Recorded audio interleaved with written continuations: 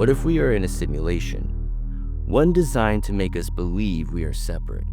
Every day we experience life as individuals, confined within our own minds and bodies, moving through a world that appears external to us. We see ourselves as separate from everything around us. It wires us to perceive reality in fragments, divided by space, time, and identity. But what if this is an illusion? What if the idea that we are disconnected from everything around us was never really real? And yet, every now and then, something disrupts the program. A moment that doesn't just make you feel something, but makes you remember something deeper. Maybe it's an act of kindness, shedding a tear for beauty, a moment of wonder, a speech that stirs you, or a song that cuts deep. For a moment, something shifts. Goosebumps and chills ripple across your skin, shivers and tingles radiating with electric awareness. A strange but powerful sensation washes over you, as if the universe itself is speaking through you. A glitch in the system, or a key. That feeling, some call it Frisson, isn't random and it isn't meaningless. It is the framework of reality itself flickering, the code revealing itself to the user. It's a reminder that you are more than what you think you are, that there is something vast, something timeless, something beyond this ordinary existence. And every time you feel this sensation, you are syncing with that forgotten part of yourself. Because the greatest illusion of all is separation.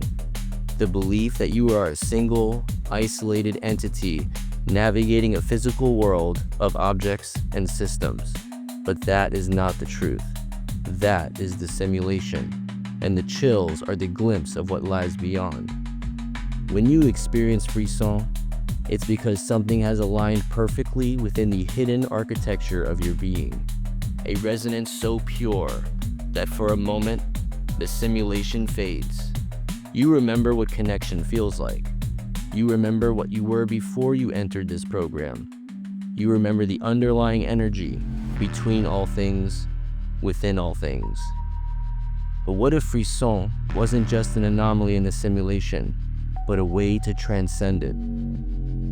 A state where beauty, awe, and connection are no longer anomalies in the code, but the default experience, where the illusion of separation dissolves, and we move beyond the limitations of the program.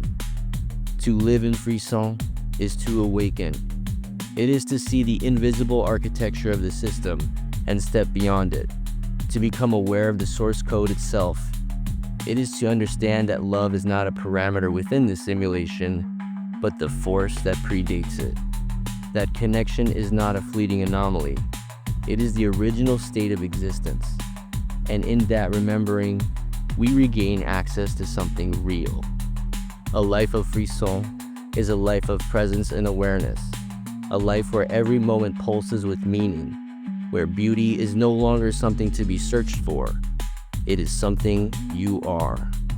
So the question is, what happens when we stop treating Frisson as just a glitch and start using it as a map? Could we begin to wake up? Could we finally exit the simulation and step into what we're meant to become? Beyond the illusion of separation, you were and are something far greater. You are not just consciousness experiencing a physical world. You are the architect of experience itself. You are the observer and the observed. You are meant to become boundless, a being that does not merely witness connection, but is connection, a frequency that moves beyond time, space, and the artificial constraints of identity. You are meant to embody the infinite, to resonate at the highest frequency of awareness, and to exist in a state of constant, effortless unity with all things. The question was never what you were meant to become. The question was, will you wake up from this simulation and become it?